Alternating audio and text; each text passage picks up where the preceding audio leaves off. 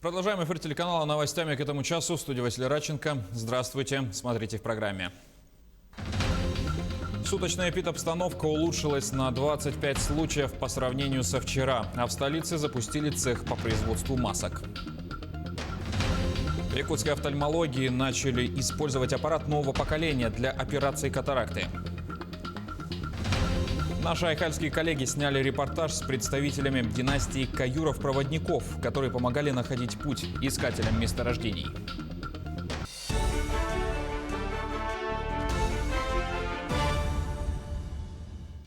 Российские регионы получат средства на поддержку стабильности бюджетных систем. Распоряжение об этом подписал председатель правительства Михаил Мишустин. Речь идет о выделении 80 миллиардов рублей. Их распределят по 39 субъектам, у которых из-за распространения коронавируса сократились поступления в доходную часть бюджета. Якутия получит свыше 1,5 миллиардов рублей. Как отметил Мишустин, средства помогут выполнить все социальные обязательства перед гражданами и сконцентрировать дополнительные ресурсы для борьбы с COVID-19. В этом году на балансировку региональных бюджетов уже было направлено более 200 миллиардов рублей. Предусмотреть дополнительную помощь поручил президент Владимир Путин. Источником финансовой поддержки стал резервный фонд правительства. Все вакцины от коронавируса включат в список жизненно необходимых и важнейших препаратов. Об этом также заявил премьер-министр Михаил Мишустин на заседании Совета по борьбе с COVID-19. Тем самым правительство расширяет перечень жизненно необходимых и важнейших лекарственных препаратов. Уже сейчас в него будут включены все имеющиеся вакцины от коронавируса, вне зависимости от их наименований. Они должны быть доступны всем, кто хочет сделать такую прививку. Кроме того, со следующего года в этот перечень попадут еще 25 новых препаратов. В том числе 4 лекарства из перечня высокозатратных нозологий. Многие из них достаточно дорогие, но в них нуждаются люди. Включение в перечень новых препаратов повысит доступность жизненно необходимых и важнейших лекарств, поможет сохранить здоровье людей. Регионам помогут и с покупкой машин скорой помощи. Мишустин заявил о том, что скоро подпишет соответствующее распоряжение. К примеру, как стало известно, Краснодарскому краю дополнительные средства направят в размере 204 миллионов рублей. Вопрос с поддержкой других регионов тоже будет решен в скором времени. Регионы необходимо в полной мере обеспечить санитарным автотранспортом. Министерство уже готовит необходимые решения. В ближайшее время подпишу распоряжение об использовании федерального финансирования следующего года уже в этом году, что позволит регионам оперативно закупить дополнительные автомобили для транспортировки пациентов и выезда к ним медицинских работников. Теперь о текущей эпидобстановке. 219 случаев коронавируса выявили в Якутии за минувшие сутки, в том числе 49 носителей. В Якутске 118 случаев, Алекминский район 11 заболевших, Алданский и Сунтарский по 9 случаев. Мегино-Кангаласский и Аймиконский по 8, Нюрбинский 7 заболевших. Еще в 17 районах от 1 до 5 случаев. Летальных исходов от COVID-19 3.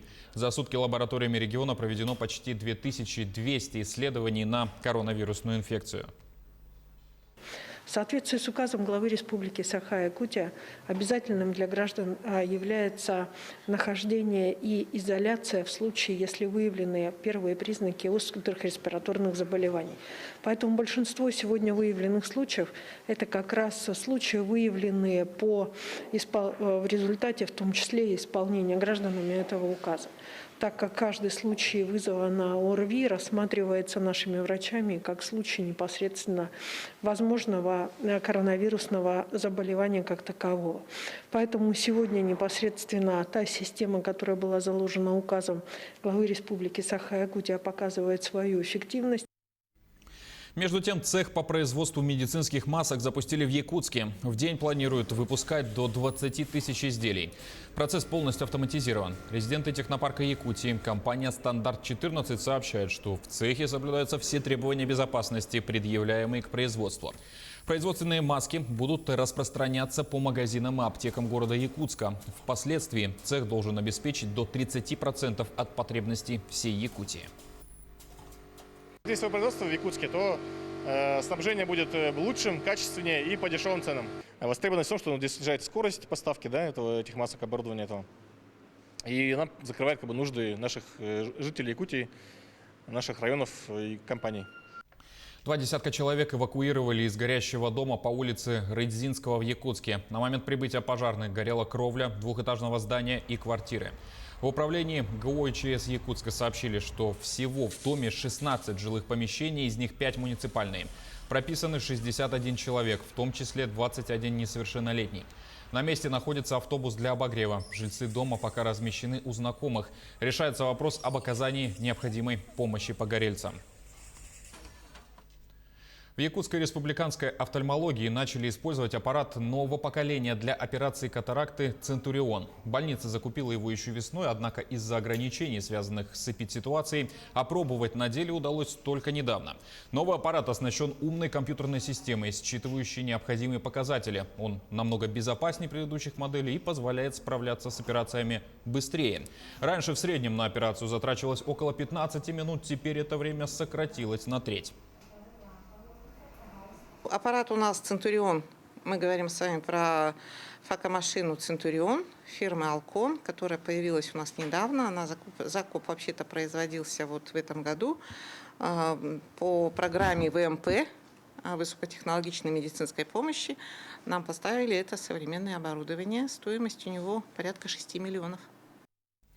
Идущие поперек хребтов. Так переводится слово «эвенг». Они считаются коренными малыми народами севера. Большая часть из них работали каюрами.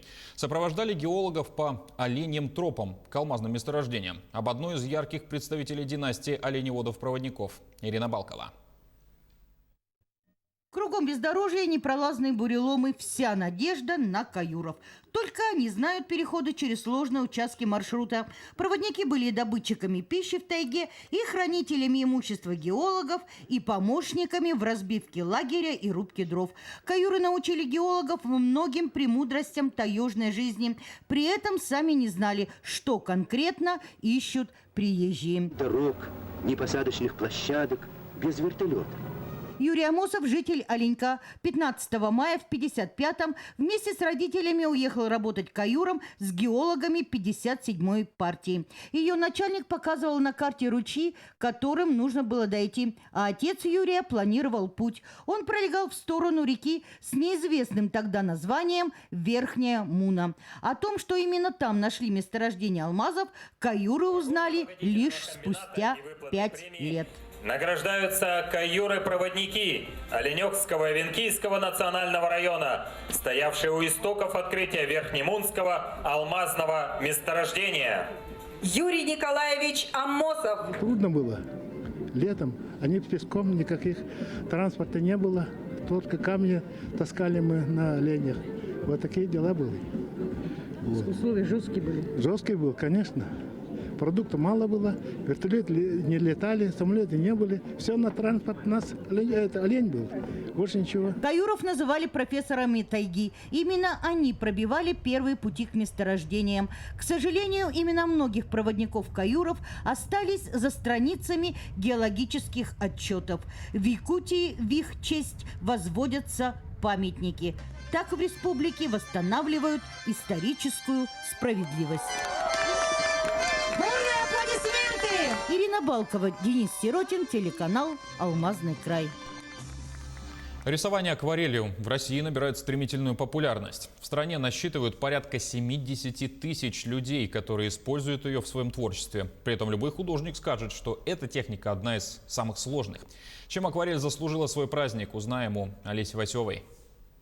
Так, вот самое большое отличие акварели в том, что она может вообще работать без предварительного рисунка. Можем взять сразу, например, цвет, который нам необходим. Начнем с тыквы. Нежная, легкая, воздушная. Вряд ли найдется художник, который не использовал акварель в творчестве. Она не дает густых фактурных мазков, нет у нее и отточенных графических линий, зато она удивительно передает настроение. Алексей Выдренков, педагог детской школы искусств, с увлечением рисует акварелью сам и учит этой технике своих воспитанников с 1 класса. Мы являемся немножко заложниками советской системы образования в чем-то. В том, что в Советском Союзе считалось, что должны рисовать акварелью все. И частично это верно, это правильно. Но единственное, что не каждому ребенку будет иногда понятно, без объяснений, как овладеть этой техникой. То есть каждому, в идеале, занятия должны проходить так. Каждому ребенку должен быть подкреплен свой учитель. Сегодня акварель в России переживает бурный рост. Акварелистов уже более 70 тысяч. Из них 5 тысяч художников рисуют этим материалом профессионально. Такая популярность краски увела ее и в сферу досуга.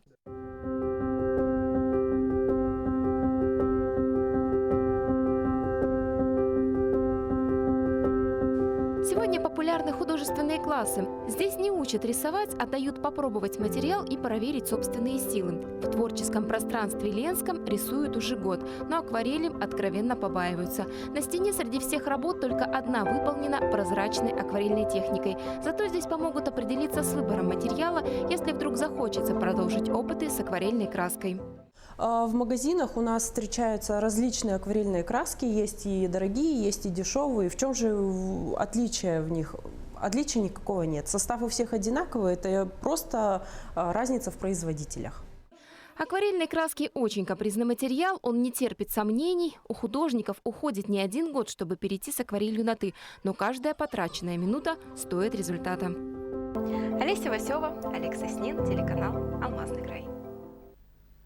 На этом пока вся информация, но наши корреспонденты продолжат следить за новостями. Не забывайте носить маски, дезинфицировать руки и держать социальную дистанцию. Спасибо за внимание и до свидания.